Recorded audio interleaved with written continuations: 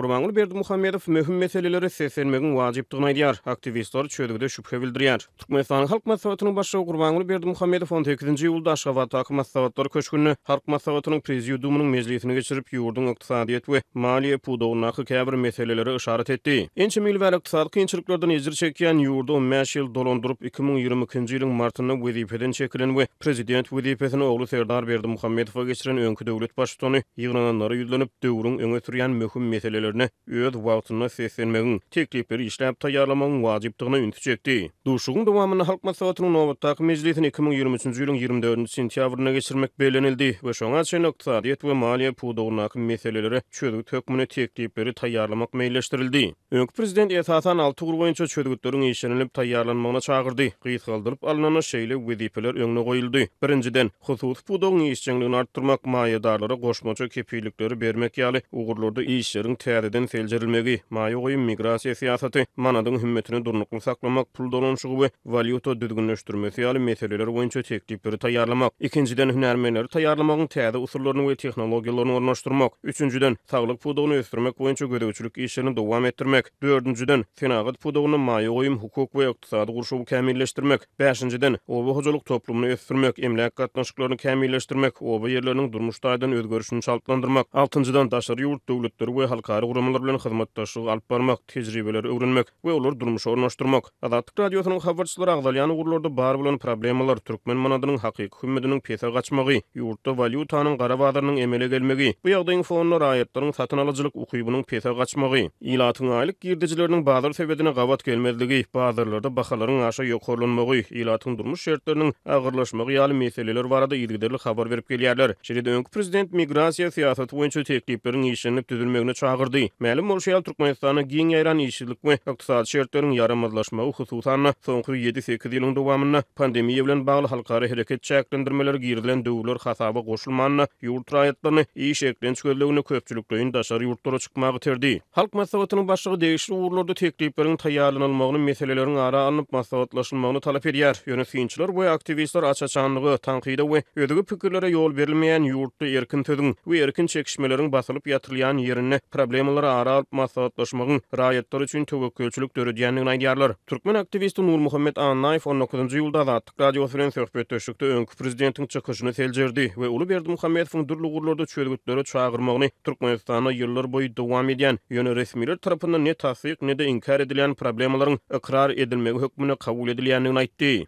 Dünkü ýygynak şol ýakynyna geçiriljek bolan halk maslahaty baradaky ýygynak aslında şol Gurbanuly Berdimuhammedowyň şuny içenni daşary ýurtdaky aktivistleriň aýdyp gelýän zatlaryny gytaklaýyn boyun almagydyr. Muny ýazan tuğ etdi bolýar isesine.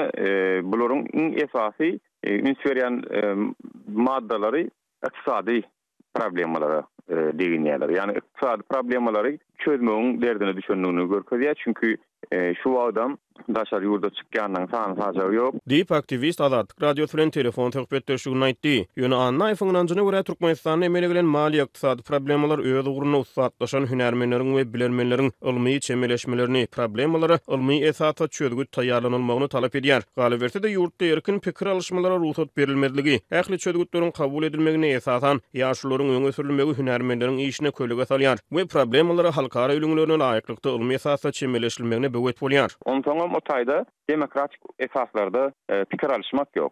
Dürli pikirliligiň ýok ýerine bir meseleň çözülmek ähtimallygy ýok. Dürli pikirlilik ýok çünki. Tanqidi garaýşlar ýok. Şu barada kadrlaryň öz pikir garaýşlaryny aýdyp bilýändigini gören ýerdämde belki şular bir zat öýder diýse bolar. Ýöne ol ýok bizde. Bizde tanqidi pikirlere çydamlılık ýok. Esasan hem ýurduň başyndaky şol Gurbanuly Berdimuhammedow bilen Serdar Berdimuhammedowyň şolar ýaly tanqidi garaýşlar diňläp oturanlygyny görmek käşke bize de meýesler etdi.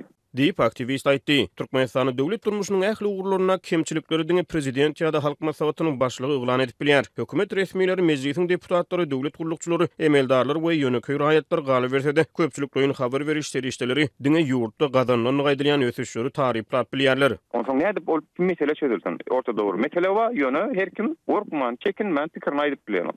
Dogry. Gorkman, çekinmän pikirini aýdyp bilýän wagty onu meseleler çözer diýip men umyt görär.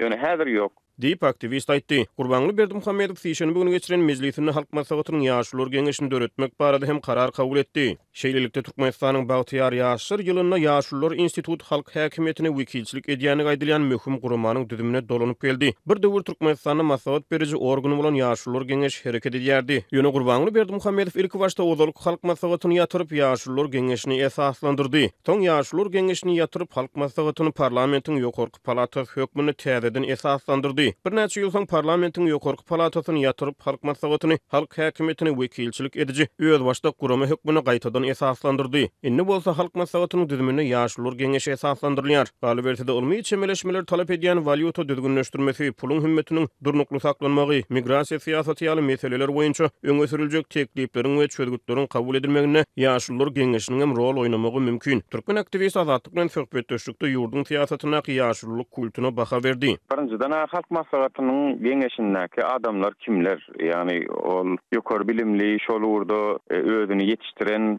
taşary urtda ýa-da Türkmenistana tapawuty ýok, ýokary bilim alan kadrlarmy ýa-da ol ýylyň içinde ýyly ýaşulsy diýip taýlanan adamlardan iqtisadiýetden hiç ile habar bolmadyk, bilim almadyk adamlarmy? Agla öyle uşolar. Yani bir çeylek iqtisadiýet urdan ýokary derejesi bilimi ýa-da aspirantura ýa doktorantura ýaly bir bilim derejeleri bolmadyk adamlardan oturup iqtisadiýet çözjek bolýarlar. Diýip aktivist aýtdy. Türkmenistana geçirilýän halk mejlislerine çykyş edýän adamlar köplenç döwlet ýolbaşçylaryny magtamak we mahabatlandyrmak bilen meşgul bolýarlar. Türkmen aktivist Azatlyk radiosyna Warşawadan beren telefon interwýusyna ýurtdaky iň esasy problemlary öňtüçekdi we çözgüt teklip etdi. Türkmenistan hökümeti şunu bilmeli. Şu zatlaryň hemmesi aýdylýan, etjek bolýan işleriniň hemmesiniň düýbünde söz azatlygy, demokratik esaslar, adam hukuklary ýatyr. Sen şu zatlara ruhsat bermeseň, sen Ýaşullar Geňeşini döret, sen o taý kimi getirsen getir, tapawdy ýok. Şol adam hukuklaryna hormat goýmasaň, söz azatlygyna, metbuat azatlygyna